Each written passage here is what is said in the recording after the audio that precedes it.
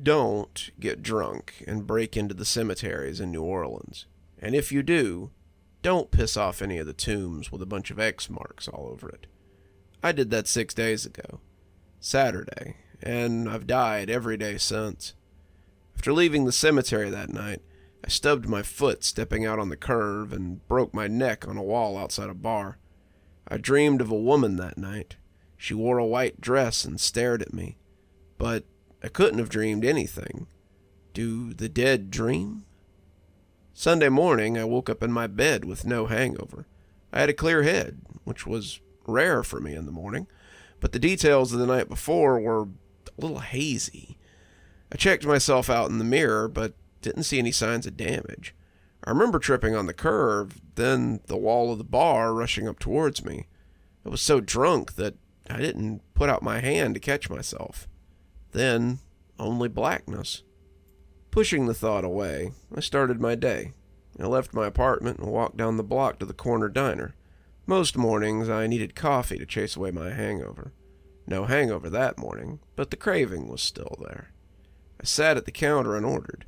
A tall, very dark-skinned man was sitting at the counter. He was dressed in an old-fashioned dark purple suit. He had coattails and all. He stood as I sat down and said good morning, and made his way out of the diner. "Be seeing you later," he said to the diner. Everyone ignored him. I turned and looked at him as the door was slowly swishing shut. He tipped his hat to me as he was putting it on. His smile was yellow like his eyes. As the door swung shut, I could see him lighting a cigar. I think he winked at me. After my coffee, I walked over to Jackson Square. Maybe the fortune teller could tell me something. They all turned me down. The real ones did, at least. You can tell which ones are real. After the failure, I walked back towards the river. A carriage horse got spooked by some tourists lighting firecrackers, and caved in the side of my head with a kick. Monday, I woke up again in my bed. This was really happening. I searched the news, but there were no stories about a horse killing one on Decatur Street. I gave in and decided that the only thing for me was to get nice and drunk. I was sober for a whole day. That was an accomplishment for me. Well, sober for a morning at least. That night, I tied one on. I couldn't get enough. At one point, I think I remember that tall guy from the diner buying me a drink. "What's this?" I asked, as he handed me a double shot of something dark. "Oh, it's always rum for me, baby," he said, before throwing back his shot. I didn't care. I would have drunk anything that night. "Be seeing you around," he said, before fading into the crowd of the bar. I was shot in the back while walking home. They killed me for the $9 I had in my pocket. In my dreams that night, the lady in white was sitting on a short stool with her back towards me. I walked towards her, but she never turned around. No matter how close I got to her, no matter how far I stretched my hand, I couldn't touch her. Tuesday, I decided to stay in. If I didn't go out, I couldn't die, right? My thought was to drink a fifth of vodka and try to take a bath. I must have passed out because when I came to, the water was freezing. I slipped getting out of the tub and bashed my head on the rim of the toilet. I still couldn't reach the woman in white. She was working with something in her lap. Every time I walked around to her front to see what she was doing, I would just be looking at her back again. Wednesday, I believed the bed would be my sanctuary. Surely nothing bad can happen to you in bed. Things were going well until I smelled the smoke and heard the sirens. The fire must have started in an apartment below me.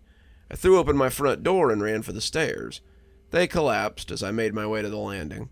Since I was on the top floor, I had nowhere to go. Resigned, I walked back inside. People were staggering out of my building onto the street below. A crowd formed across the street, and some of them were pointing up at my window. The tall man was standing amongst them, smiling up at me. He tipped his hat as my floor collapsed, and I fell into the inferno below. I found out what the woman in white was working with. This time she was standing. She had a dead chicken in her hand.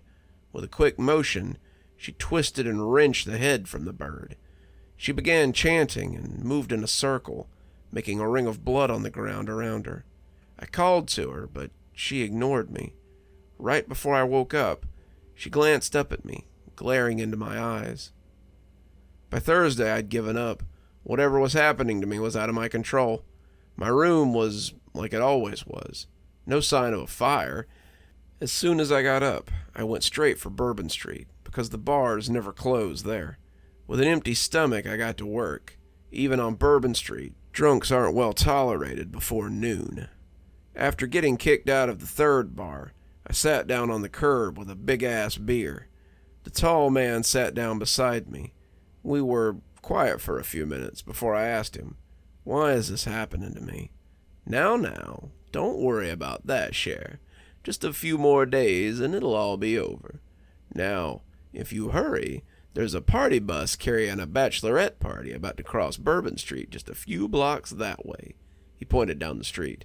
"The driver is a man a lot like you. He's out way too late last night and might not have all his faculties about him." I nodded and stood up. The tall man called to me as I walked away. "Au revoir, mon ami." The bus plowed right through the stop sign. He was right. The driver never saw me.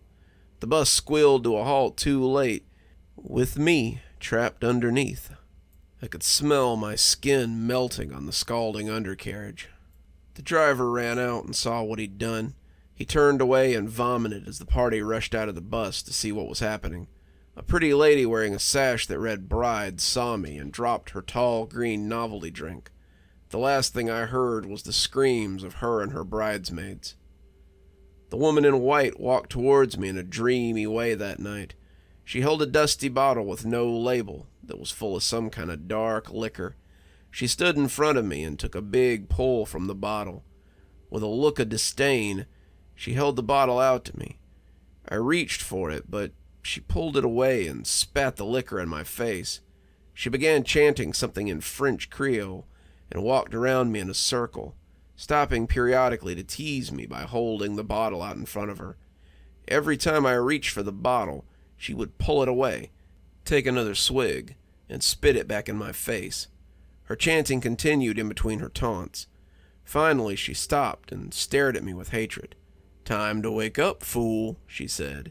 It wasn't English, but I understood her.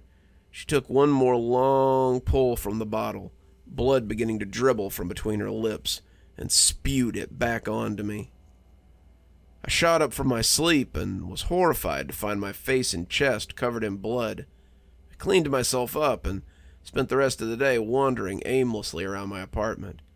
Eventually I headed out and walked around the corner until late into the night. The tall man would be waiting for me in the doorway or the window of a bar, always with a shot of rum held out for me. I just ignored him and walked on. Well after midnight, near the edge of the quarter, I saw her waiting for me on a distant street corner. "Last chance, mon cher," said the tall man, from the doorway of a quiet bar. The bar was dark because it was closing up. It was hard to make out the details of his face, but it looked like he was wearing white paint in the shape of a crude skull. I took the offered shot and drank it down slowly, savoring the burn. She rounded the corner, and I followed. As I walked, I lost sight of her, but she would always be there when I turned a corner or a car passed by, just standing and staring at me from a distance. Eventually, I found myself walking next to the tall white wall. An opening in the wall revealed a huge, ornate iron gate. I stopped at the gate, and it slowly swung open, creaking on its centuries-old hinges. Of course, back where this all began, the cemetery. My feet carried me down the boulevard of this miniature city of the dead. She was gone again, so I scanned the side alleys for her. I saw a flash of her white dress between the crumbling tombs, so I ventured deeper into the cemetery after her. She was waiting for me next to a tomb. The tall man stood with her. When I stopped in front of them, he turned and removed the name plaque from one of the open crypts. The stale air that billowed out smelled of musty decay. He bowed low and gestured me inside. I began to weep, but I still climbed in. I turned onto my back in the tight space and looked up. He smiled at me and said, "It's been a pleasure. Truly. He lifted the plaque back up and sealed me inside, covering me in sweet darkness. Finally, I can rest.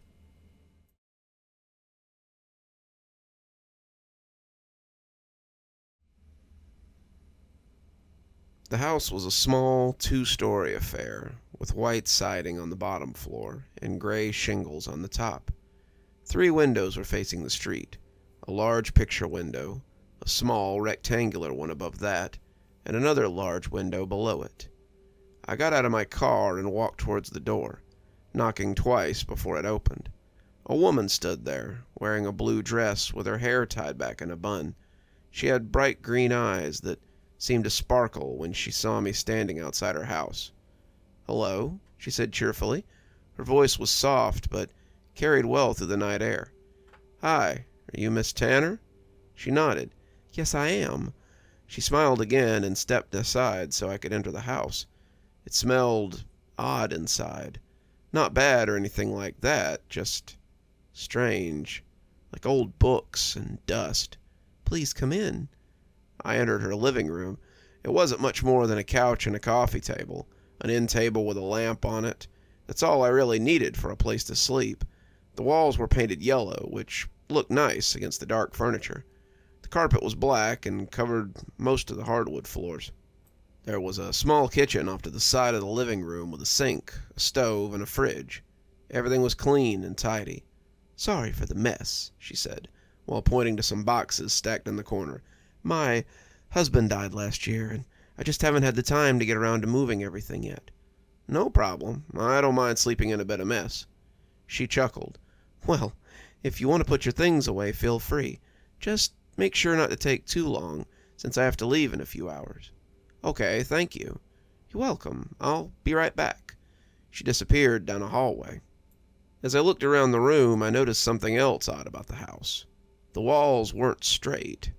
They bulged outward here and there like they'd been pushed from the inside out by someone, pushing their way through them.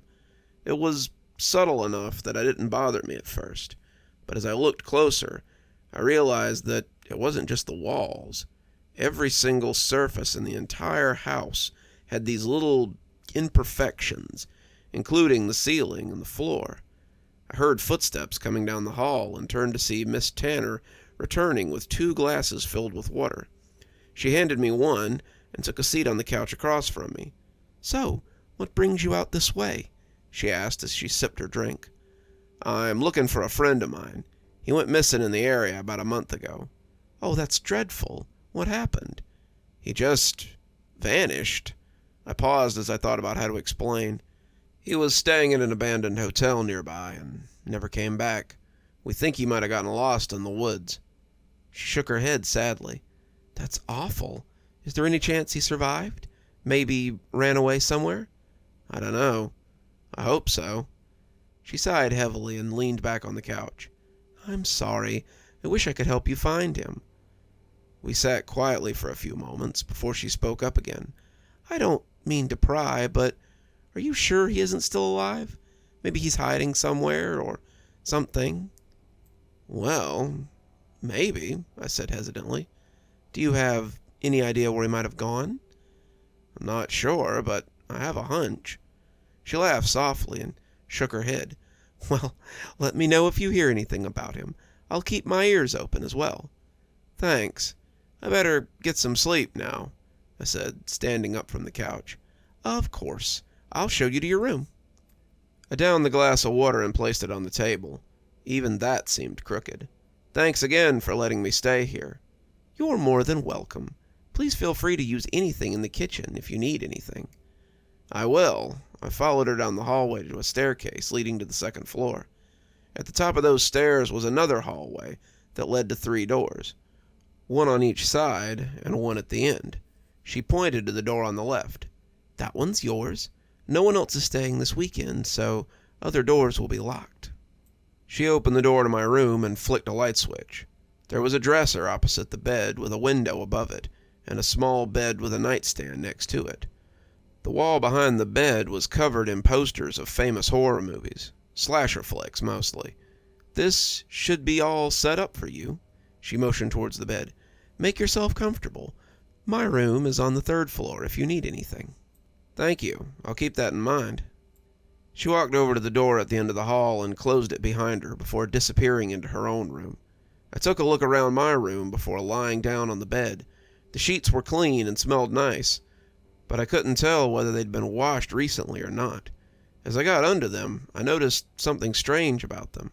They felt heavy, like they were weighted down on one side. When I tried to lift them up, they wouldn't budge. I rolled over on my back and pulled at them, but still no give. Something was definitely wrong with this place. I lay there staring at the ceiling for a while before drifting off into a deep but restless sleep. I woke up sometime later to a knocking on the other side of my door.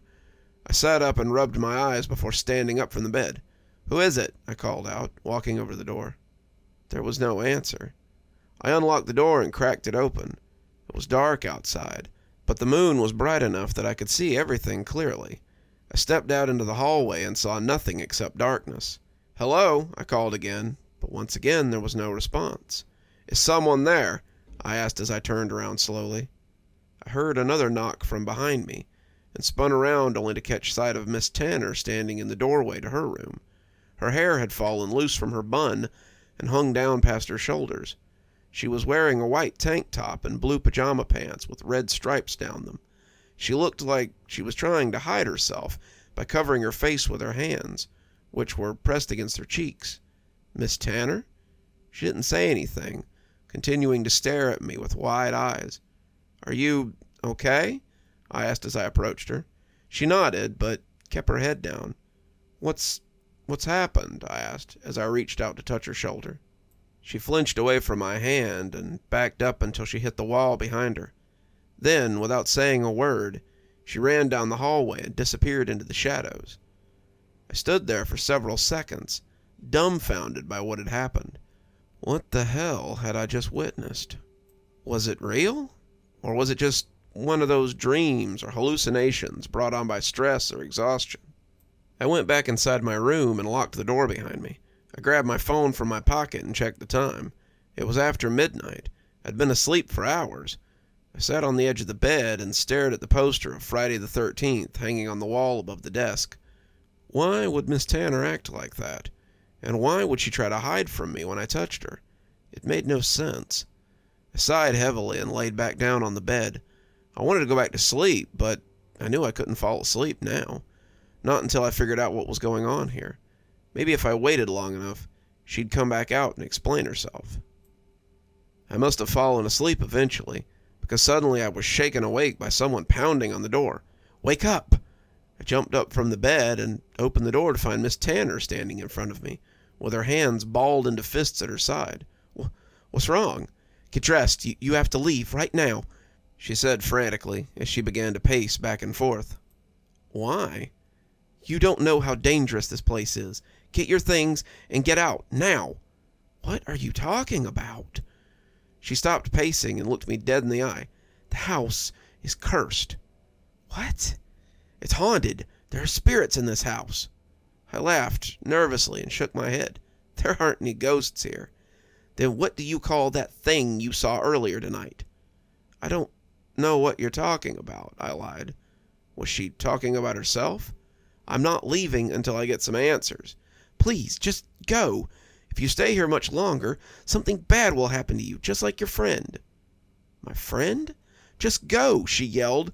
She started running downstairs. "Wait," I shouted after her, but it was too late. She was already halfway up the steps before she turned around and glared at me. "Tell me what happened." "He died," she said simply. "How?" "They got him." "Who?" "The monsters." I blinked at her and tried to process what she was telling me. "Monsters?" "Yes, the monsters. They came through the walls and they took him away." "Are you insane?" I screamed at her. "There's no such thing as ghosts or monsters." She frowned at me and shook her head. "There are more things than just that." Then she pointed to the floor below us. "You need to leave right now before they come for you next." "I can't leave. My friend might be here somewhere. He could still be alive." She let out a frustrated sigh and walked over to the window. She pushed aside the curtains and looked outside. The moon was bright enough that I could see everything clearly. I followed her gaze out the window and saw nothing except for darkness. She pulled open the window and leaned out into the night air. "He's leaving," she called out into the darkness. I heard a low growl coming from what sounded like inside the walls. Miss Tanner slowly backed away from the window. Then, without warning, she fell backwards onto the ground. Her body hit the floor with a sickening crunch and didn't move again. I stood there, staring at Miss Tanner's broken form lying on the floor for several seconds, before turning around and sprinting down the stairs. The whole house began to creak and moan, and it appeared as if the walls were closing in on me. I ran past the kitchen and the living room, both of which appeared to be untouched, and headed towards the front door. The only light came from the moon shining through the windows of the hallway. As I approached the exit, I felt something grab hold of my shoulder and pull me back. I spun around quickly to see a figure standing in the shadows behind me. It was tall and thin, with oily skin and long black hair. Its face was covered by a mask made of human bones. I struggled against its grip, but couldn't break free. The walls looked as if they were melting, and more human bone-masked faces were emerging from all around me, surrounding me on all sides and closing in on me until I couldn't breathe. I reached out to touch one of them, but only grabbed hold of empty air. Then suddenly, I was dragged back through the walls, felt myself descending into that pitch-black abyss beneath me. I woke up gasping for breath and sat right up in bed. My heart was racing and my body was soaked with sweat. There was a loud bang on the door and I jumped out of bed. I unlocked the door and opened it slightly, just enough to see who was knocking. But when I did, I wasn't surprised to see Mrs. Tanner standing there with her hands balled into fists at her side. "Get dressed. You have to leave right now."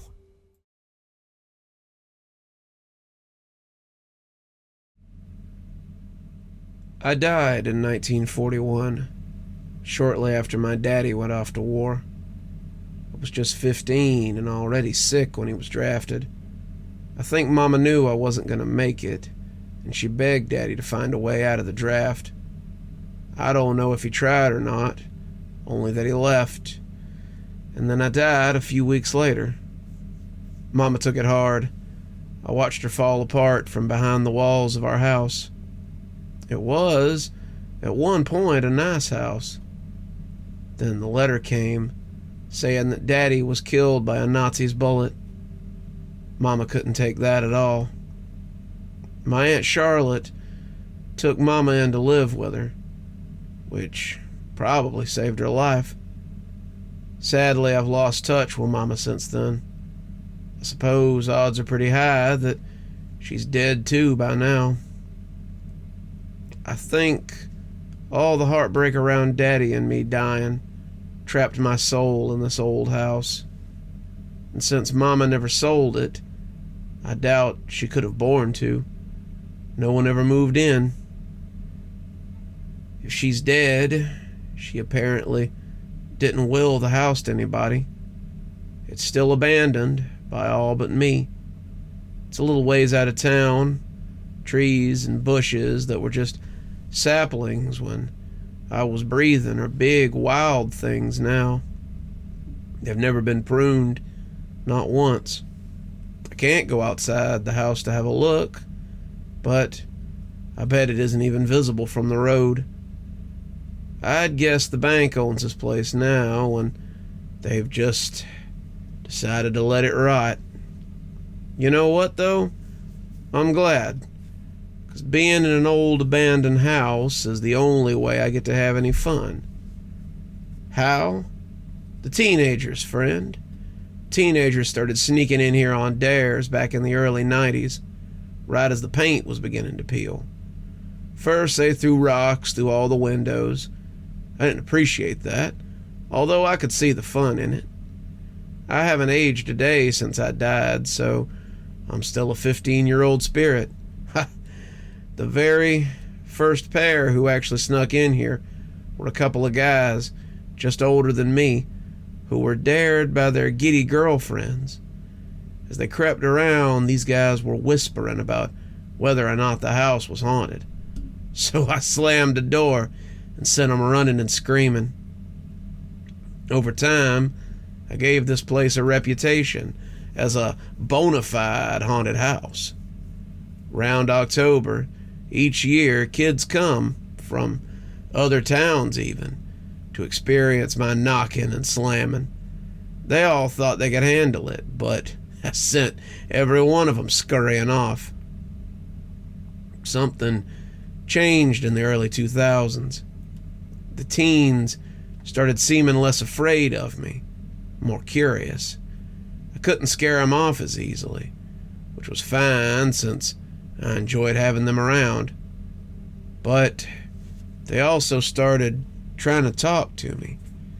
They bring in tape recorders and cameras to try to capture the stuff I do. I was always careful not to make anything move on camera, though.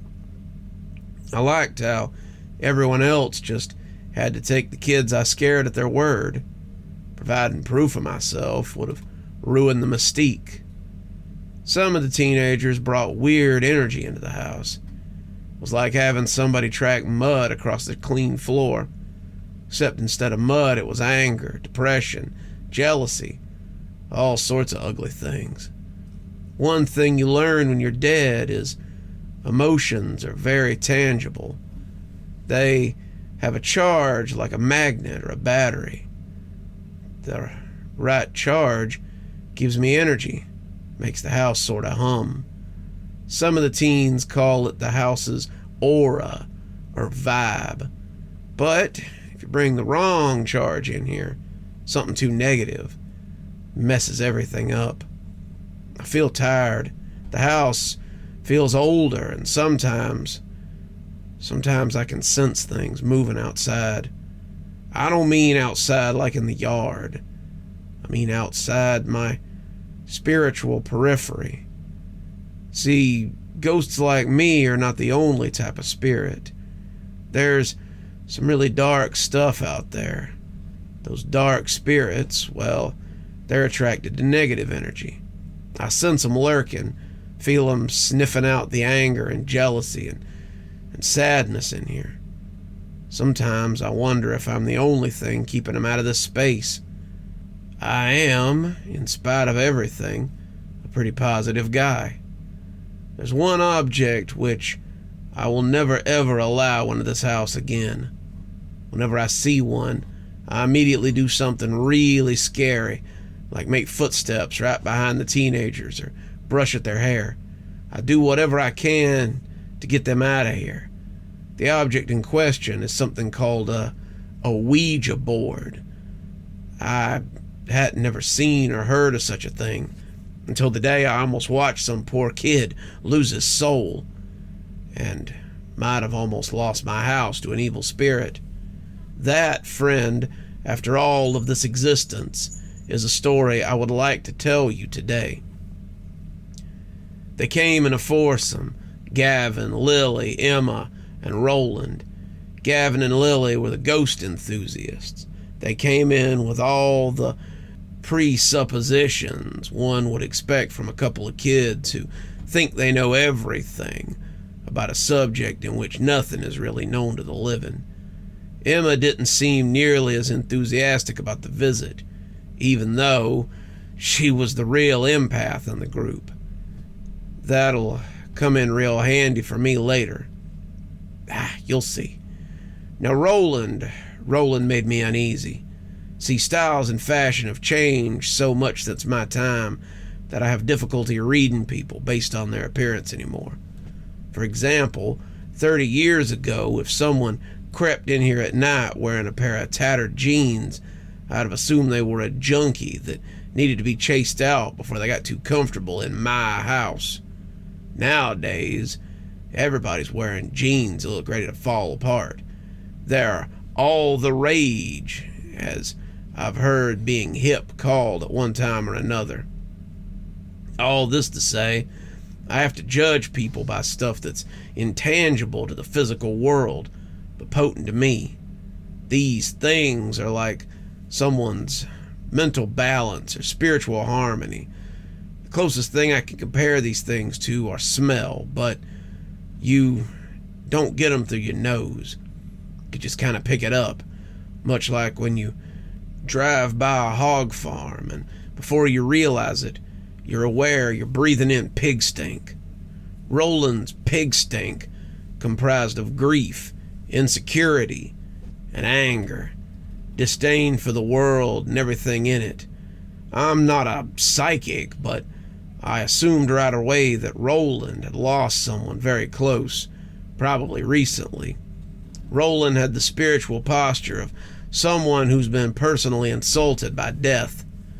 The foursome crept around for a while, and I let him be. I wanted to feel him out. Between Emma's empathic abilities and whatever was going on with Roland, I guess I was sort of nervous about this bunch. Eventually they went upstairs and ended up in my room, of all places. The very room in which I died back in 41. That's when Lily pulled out the Ouija board, and I studied it while they all got comfortable. But I didn't really understand how it worked. Not until Gavin put this little triangle on the board that he called a planchette. Seeing the hole in the middle of the planchette, I understood how the letters on the board were laid out for spelling. The corners designated for yes or no. I found it a little strange that the board had a space for goodbye, but not one for hello. Anyway, I've become a master of suspense over the years, so I let the group play for a few minutes without a response. You know, what finally made me move the thing was that I wasn't sure I could. I wanted to find out. Started by just sliding it a tiny bit, not spelling anything or questioning and asking them anything. Boy, did that get my new friends excited. "Are you doing that?" Lily asked Emma, then Roland. Both shook their heads. Lily and Gavin shared a look. Then, all theatrically, she asked, "What's your name, spirit?" I could have spelled out something like Beelzebub or even Satan, but you have to build up to those sorts of things. Instead, I gave them my real name, B.O.B., Bob. I always went by Robert in life, but, well, Bob spells quicker. "Hi, Bob," Gavin said, after the group simmered down. "We've come here respectfully to try to get your story. We want to know about who you were, and if you'll tell us what the afterlife is like." "Well, Gavin, it's pretty fun because I get to mess with people like you," I thought, as I slid the planchette straight to no. I was trying to put myself in mind of a dark spirit, and I imagined such a thing would be pretty standoffish. "Oh, okay," Lily said. "Is there anything you do want to tell us?"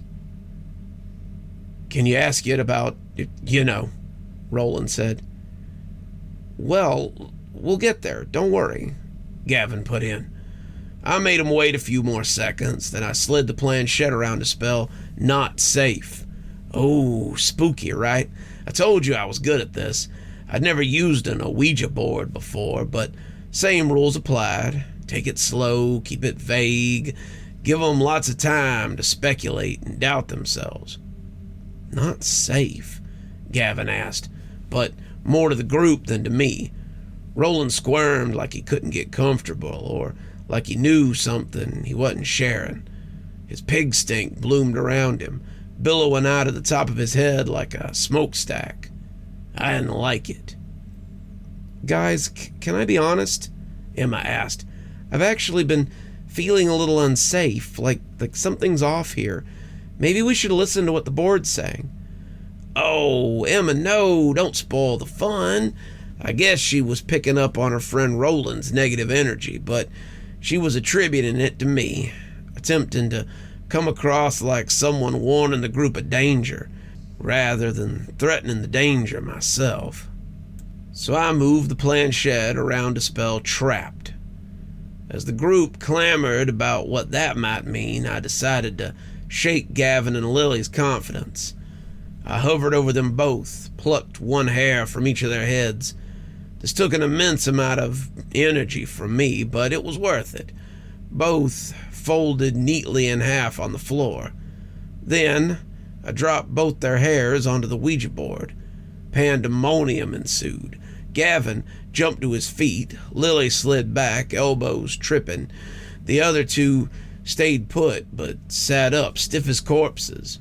All four were shouting and cursing and swearing. Do you want to hurt us?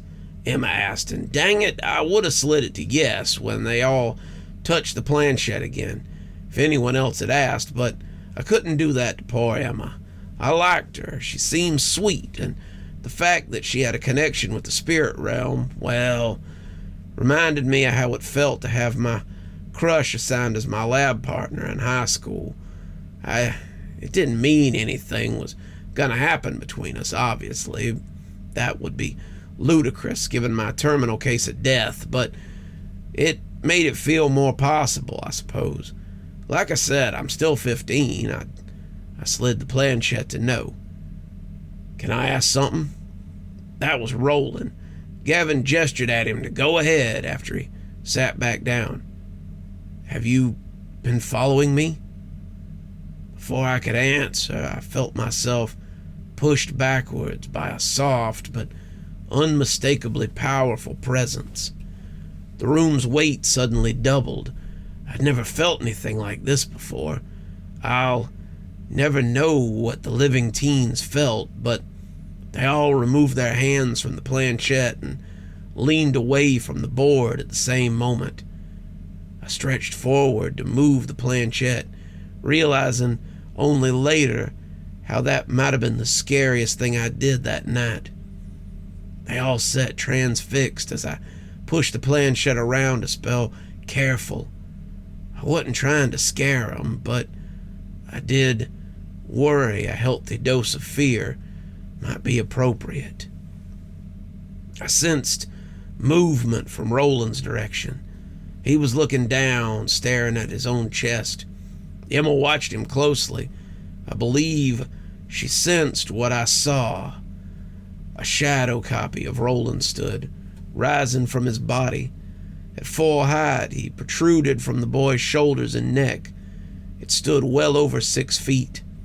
It looked directly at me, held my gaze as it metamorphosed. Besides bearing Roland's general shape, it looked nothing like him. It was absolutely inhuman, with cheeks so thin and sunken I could see its jagged teeth outlined beneath the leathery skin. The eyes which held me were sunken far into the skull and as small as BBs, but they glowed brighter than anything else. The thing's smoky claws now commanded the planchette. Remember, Roland had asked the board if he was being followed. I was going to answer no before I was forced away by the new dark spirit. The dark spirit dragged the planchette towards yes, causing an anxious stir amongst the teenagers. It spelled safe now. The dark spirit's paper-thin lips parted slightly, and I could see pointed teeth as black as the rest of it. Okay, that's good, Lily said. It says it's been following you, but that you're safe now, so that must mean it's like protecting you. Yeah, that's definitely a good thing, Gavin agreed. No, Gavin, no, Lily, it's not a good thing, I screamed at them, but of course they couldn't hear me. Emma glanced my way, though. The planchette started moving again, guided by the smoky claw of the figure protruding from Roland's back. It spelled Roland's name. Emma gripped his arm as if to anchor him. Then the dark spirit spelled out the cruelest, most obscene lie yet. It's Mom. Again, the terrible figure sneered at me. I was now convinced that it was a demon. Emma's grip morphed into a sideways hug as she pulled poor Roland towards herself. He started crying. The other two exchanged nervous whispers, too quietly for even me to hear. The planchette began to move again, but I summoned every kilowatt of energy I could to reach through the pressure force field and stop it. The demon growled at me, and with a too long arm, it swiped me away. I spun backward like an astronaut through space. Emma sensed all of this. Still hugging Roland, she looked just above his head, exactly where the glowing demon protruded. "Mom, why did you do it?" Roland asked, voice choked by heartbreak. How could you just leave us like that?" "This was real bad. I apologize for delaying what happened next, but you need to understand some things about death.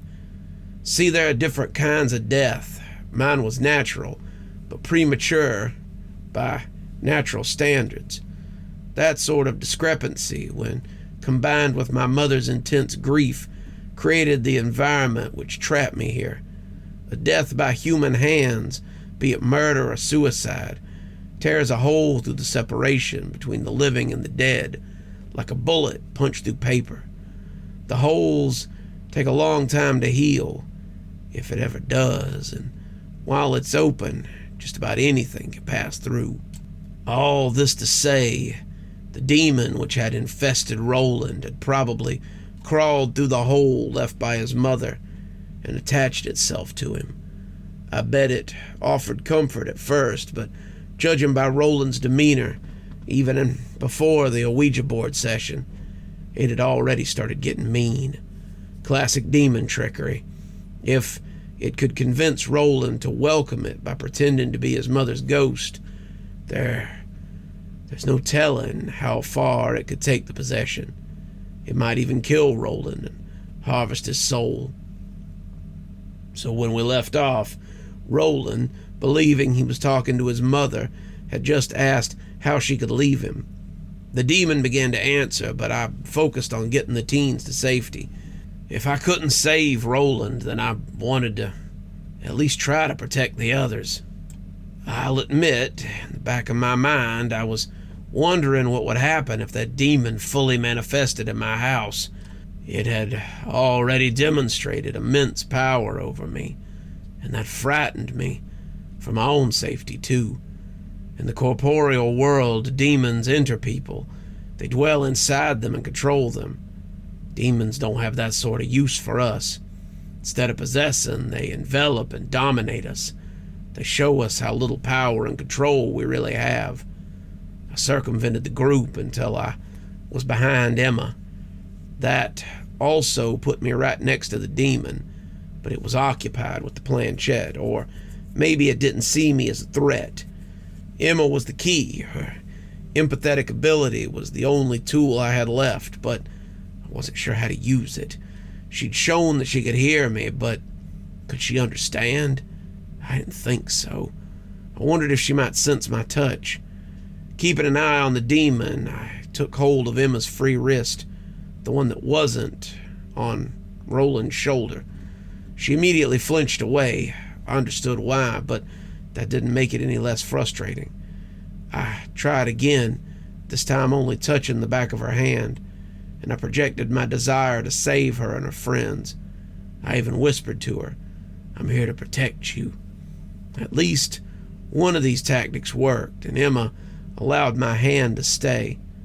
I slid my thumb behind hers so I could gently guide her hand to the Ouija board. "No, Emma, leave it alone," Gavin said. "God, that idiot, purporting to be so keen on the spirit world, yet being so dully insensitive to it." I could have punched him. I gave Emma a reassuring squeeze, which she emphatically understood. I guided Emma's hand towards the word goodbye at the bottom of the board and gave her another squeeze, then let her go. I felt confident that she would know what to do. "Guys, I think we need to end this," she said, her hand hovering over goodbye. "No!" Roland shouted, a deep anger boiling beneath his voice. "It's not his mother," I whispered to Emma, and thank the Lord she could understand me. Enough to matter, at least. Emma now pleaded with Gavin and Lily. "We need to end this session right now, guys. Something's really wrong. I can feel it." "I need to talk to her," Roland argued. "Roland, I don't think your mom is talking. I think it's something bad," Emma said, turning to him. "Yeah, she might be right," Lily said. Before it said it was your mom, it was telling us we weren't safe and all that, remember? Words can't describe how grateful I was to hear my silly prank may have saved the day. Oh, yeah, spirits do lie to get what they want sometimes, Gavin said. I can feel her, though, Roland whispered, but he sounded unsure. Emma's hand went to the planchette. Again, the demon's shadows clawed. I noticed her hand was outlined by a faint white aura.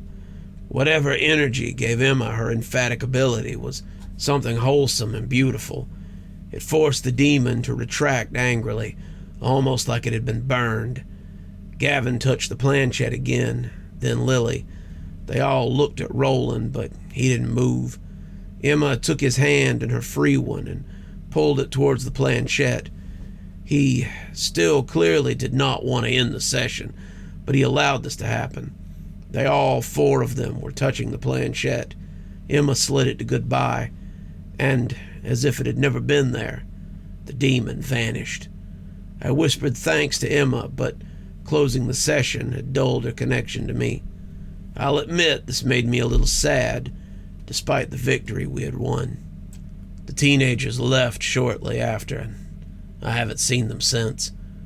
That must have been, 10 years ago now.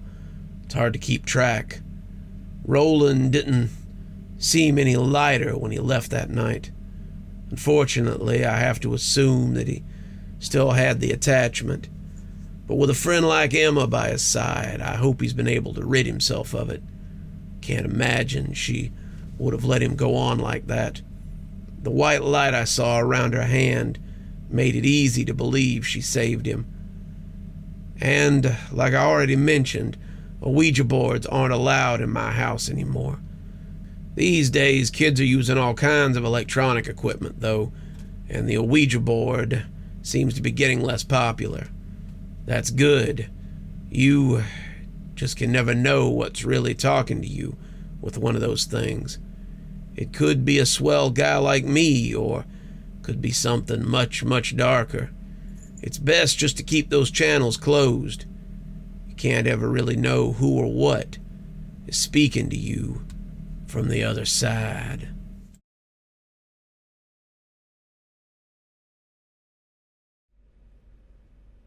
I live in a house of rules. I should explain. I moved here 3 months ago. Flat number 27. The flat was a repossession. I never met the previous owner, and to date, know him only from the posts I received in his name. I could make up stories of him vanishing or his screams being heard in the darkness one night, but that would be an exaggerated claim, and this is not a work of fiction, nor is it written to entertain. I had just got a new job, a promotion I'd waited years for. This was meant to be the next step to a greater life, but I needed to move quickly to save on the long drive each day. When I found this place, I was overjoyed. It was well located within my price range, and apart from being extremely run down and dirty, had so much potential. It's a duplex apartment with a guest room and a spare bathroom on the ground floor, and a dressing room with several storage areas on the top floor. The purchase was a complicated one, due in part to poor record keeping and the loss of deeds and plans of the house. What should have taken a month from start to finish took about 4 all told. Because of the length of time, I took several viewings, and each time was amazed by windows and cupboards that I couldn't recall from previous visits. Rooms seemed bigger and lighter, more inviting. Even the estate agent was baffled that her property listing documents were constantly wrong. The neighbors in the block of flats are an odd lot. They don't talk. They keep to routines you can set your watch by. When I first moved in, I tried to invite them to a housewarming, so Desperate was I to meet new people. None of them came. They got in at the same time every day, and they never leave their houses. I never hear them moving around at night. One of them, a nervous man from upstairs who constantly fidgets and glances around, apologized afterward. He explained his lack of attendance was simply because he wasn't allowed to. At the time, I presumed he meant by his wife, but now I'm not so certain. And he was the only one I got to know since the move. I did my best to seem friendly, and even felt like I was making headway. Then I made the mistake of asking about the previous tenant, to which he made an awkward and short response before making excuses to leave. I haven't seen or heard from him since.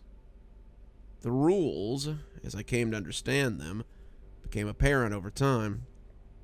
The first was sleeping only in the bedroom.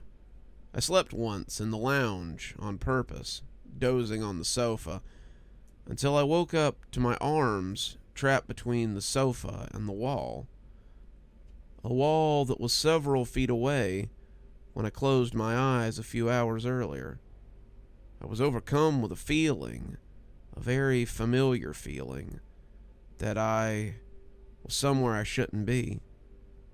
This feeling wouldn't leave me until I hurriedly stumbled up to bed, where I only felt truly safe when I hid under the blankets like a scared child. I only fell asleep once more in the lounge after that, but it was by accident.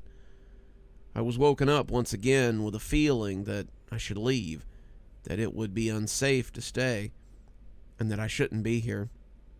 This time, however, a sweater I had left across the room on the radiator was tied around my neck and pulled tight enough to leave striping marks on my throat.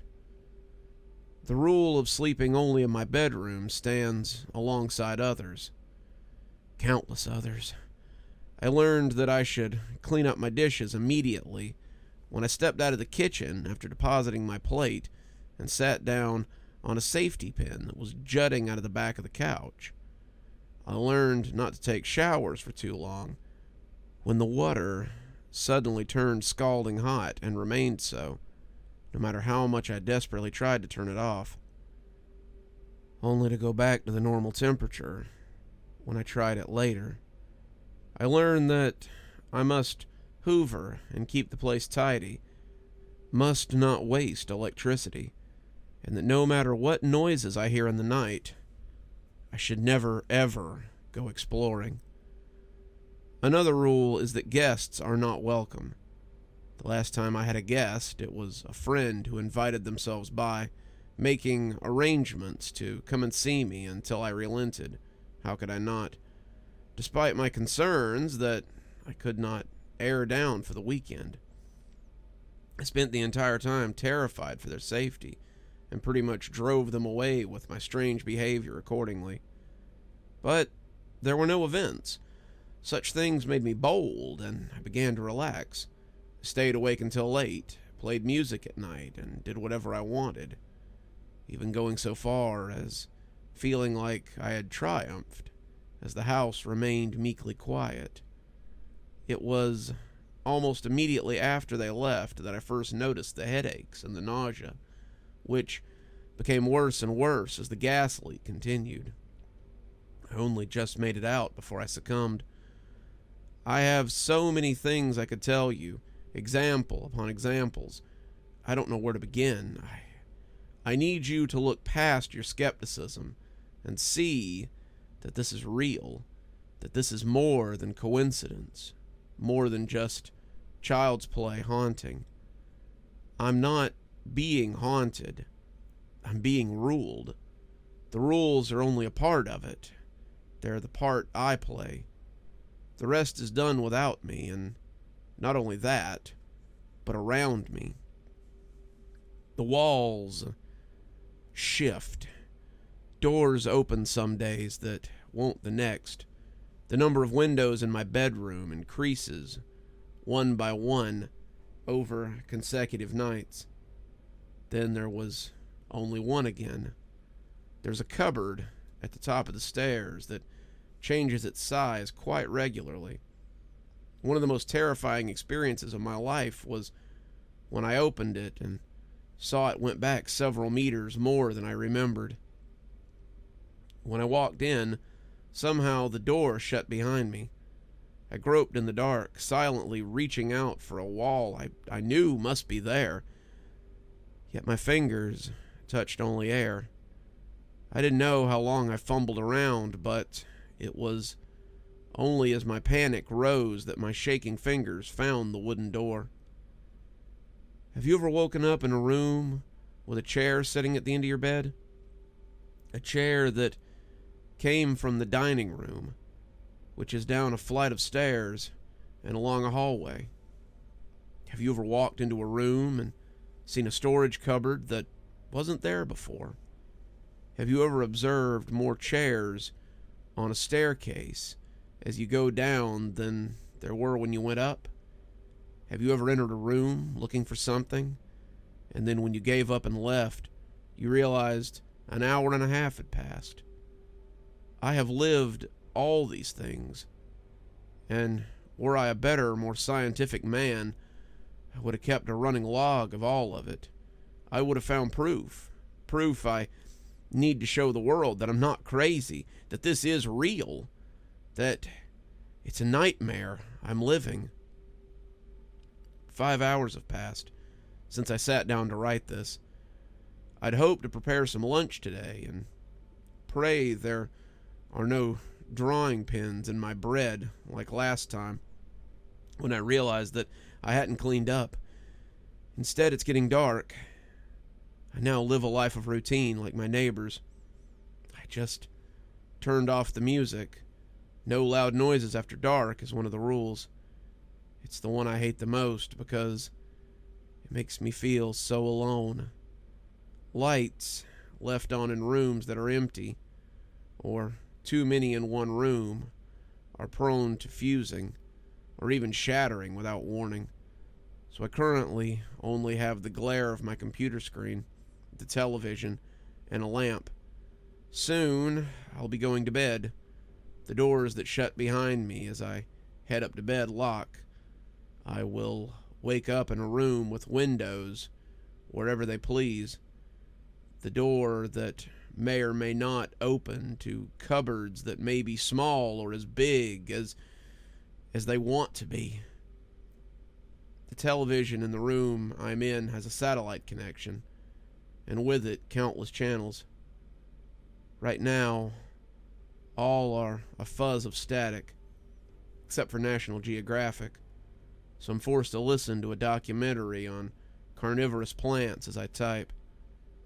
I try not to dwell on the exhaustion of a beetle on the screen as it tries in vain to escape from the prison that will soon digest it. The remote does not appear to work. It took my pulling the plug from the socket to turn off the TV just a moment ago, and even that I loathe to do for the fear that it might stay on no matter what. And I knew that if those images had continued when the plug had been removed, I would have screamed myself into madness. I could push the neighbors to talk more. I could rebel against the rules. I could start a fire and torch the whole building, but truly I just want to get by. I get the feeling that up until now I've simply been coached like a dog to do what is required of me. I feel like the punishments could get a lot worse. The occasional demonstration of strength, the enforcement of the rules, the occasional mild punishment when a transgression, like one taps the nose of a dog when it's misbehaving. That is what I hope for, if I can misbehave. Stepping out of line caused me nothing but harm. It's only after fear and preservation of my human dignity that I do not explain here what happened when the house feels like it really needs to punish me. Needless to say, the scar will be with me for the rest of my life. Which brings us to here. I can't go on. I took the decision to write this with the remaining fight I still have in me, to at least ask for help. I can't do it over the phone. I can't write a letter. My only hope is to write it into a story, inconspicuously and without the details that might draw attention to the content. All I can hope is that someone might see enough to spot my cry for help, that they find a way to contact me where I can get the lifeline I need to escape. I can't ask directly. It's too risky. Besides, any form of open rebellion has been snuffed out of me with pain, suffering, and terror. I fear for my safety, for my punishment, for breaking the rules. I'm surprised that I'm being allowed to even get this far. In over 1,000 words I have written, there hasn't been a power cut or computer error that has lost everything. Perhaps there's still hope. But the truth is, I'm scared. Scared of what touches my face when I sleep the night before last, after I accidentally left a tap running, clutching firmly the bruise on my cheek that still remains. I'm scared of what left a pair of scissors in my slippers, of what power moves wooden doors and plaster walls, seemingly on a whim.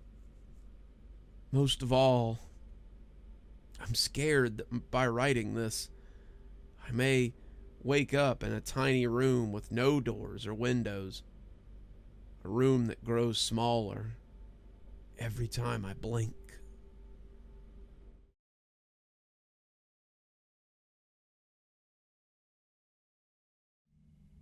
My name's John.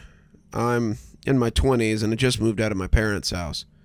I'm in search of lower cost living, and I decided to move to a small town in Rainville Bay, southwest Michigan. It's one of those American towns you see in movies, spaced out houses, all built similarly. Most of the residents are elderly, making it very quiet for most of the year.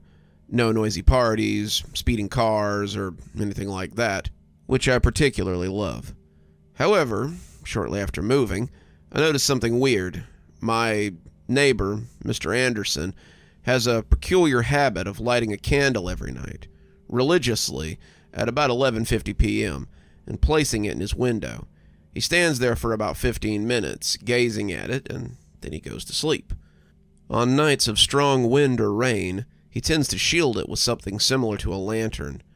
My curiosity was piqued, and I really wanted to know what it was all about. Was it a superstition? A local tradition, ancient enough for only the oldest or elderliest to remember? I don't even know how to ask him about it. I briefly mentioned it to an elderly woman, Mrs. Percy, a very kind neighbor who often shows up at my door with sweets and cakes. When I asked, however, she simply changed the subject, and this has happened more than once. One day, gathering my courage to approach Mr. Anderson directly, I walked up to his door and knocked. He opened with a friendly enough smile, and I hesitantly started asking him about the candle. He listened to my question, and for a moment, his eyes seemed pretty distant, as if recalling something. Then, he simply told me it was a family tradition, nothing for me to worry about. Unsatisfied with the vague answer, I tried to insist for more details, but he politely closed the door, saying he preferred to keep family traditions a secret. I was frustrated, but my curiosity only grew. I decided to search for information at the small cultural center in town, hoping to find some record that explained the tradition or someone who could shed some light on it. However, my efforts were in vain. The files were scarce, and the few available details on Rainville Bay didn't mention anything about lighting candles. I tried talking to the officials who handled the center, but they acted similarly to Mrs. Percy. Gradually, all this denial of information became an obsession for me. I waited all night by the window, just waiting for the moment when he would light his candle. On a holiday eve, I even stayed up all night to see if the candle could go out or when he would remove it. He removed it at exactly 5:55 a.m. I was running out of ideas. For a while, I even kept an eye on the neighbors' houses, watching if they would do the same. For some reason, only Mr. Anderson had this habit. With few options left, I went for my emergency plan. On that day, at exactly 11:50, I placed a candle in my window and lit it. It had been an intense work day, and I really needed to sleep, but I just couldn't. I sat in an uncomfortable chair in my room, facing the candle to avoid falling asleep. It didn't work so well because, slowly, Orpheus called me with his sweet song, leading me to Hypnos's arms. I relaxed, unconscious, when I heard a noise that made me jump from my chair. It was knocks, something hitting against the wood of my door. I looked through the window and saw Mr. Anderson at my doorstep. He knocked once more. "I need to come in," he shouted. "Let me in." I rushed down the stairs, still confused with everything.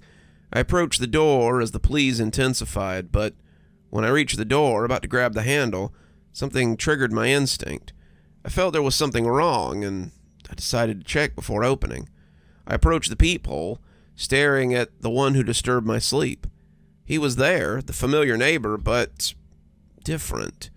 His mouth was open at an unconventional angle. His voice didn't come from his lips. It seemed to emanate from the black hole that was his mouth. His eyes darted frantically from side to side, unfocused on anything. From his chin, a thick foam dripped, forming puddles on the floor. His arms were bleeding and twisted, seemed crushed by the wood. Judging by the way they contorted, the blows intensified, almost as if the door was about to come off its hinges. I ran to one of the cabinets and pushed it to block the passage. It went on like that till about 5:50 a.m. I wondered why no neighbors had woke up with all this racket. I saw him through the window returning to his home, entering at exactly 5:55 a.m., appearing at his window to remove the candle. The rest of the day was a nightmare. I was sleep-deprived and had to drink about 5 cups of coffee to make it through the workday. The sleepless night left me like a human wreck. I had to go to work in that state, and the 5th cup of coffee in my hand felt like an illusionary comfort as I tried to stay awake. I couldn't help but think about the events of the previous night, the image of Mr. Anderson desperately banging on my door, haunting my thoughts with every blink.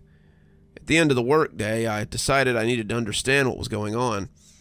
I took the way back home, nervous and tense. The town was shrouded in a peculiar silence, and the lights of the house hummed faintly. The street was deserted, with no signs of life besides me and the small details that made up the landscape, like the occasional passing car or barking dog. As I approached the home, I spotted Mr. Anderson in the distance. A wave of terror hit me, and I thought about turning back, avoiding the inevitable encounter. However, something inside me insisted that I needed to face the situation. He was walking slowly towards me, completely normal. His friendly and welcoming smile was back, in contrast to the hole that had been his mouth the night before. He waved when our eyes met. The scene was so distinct from the disturbing image of the previous night that I almost questioned my own sanity. "Afternoon, John," he greeted, as if nothing had happened. "Good afternoon, Mr. Anderson," I replied, trying to keep calm even though my heart was still racing. I hoped he would mention something about the previous night, but he continued the conversation as if nothing was different. We talked about the weather, the neighborhood, trivial things that made no sense in the face of the terrible experience we had shared. I was eager to get inside, past him, and went in, but before closing the door, I couldn't help but ask, "Mr. Anderson, are you okay?" He frowned, as if trying to remember, but shrugged. "Oh, the usual, young man. A backache here and there, but nothing major." I didn't know what to think. His answer was so casual, as if I were imagining things. He greeted me, and I saw that there weren't any scars, let alone wounds on his hands or arms. Could it have been my imagination? Unfortunately not. I'm well aware of that now because night after night, he comes to scream at my window, saying he needs to come in, regardless of whether I have a candle lit or not. Believe me, I've tried both solutions with no result. Really starting to get used to it. It wouldn't be such a big problem till yesterday. I was setting up the desk to block the door as usual. I had already put the furniture on standby when Mr. Anderson started his noisy night. I was about to go to my room, put on my headphones, and get some sleep when I passed the staircase facing the back door, and then, while my neighbor screamed desperately that he needed to come in, I heard a single knock on the door in front of me. Since I lit a candle in my window, my neighbors ask every night for me to let them in, and now there's something knocking on my back door, too.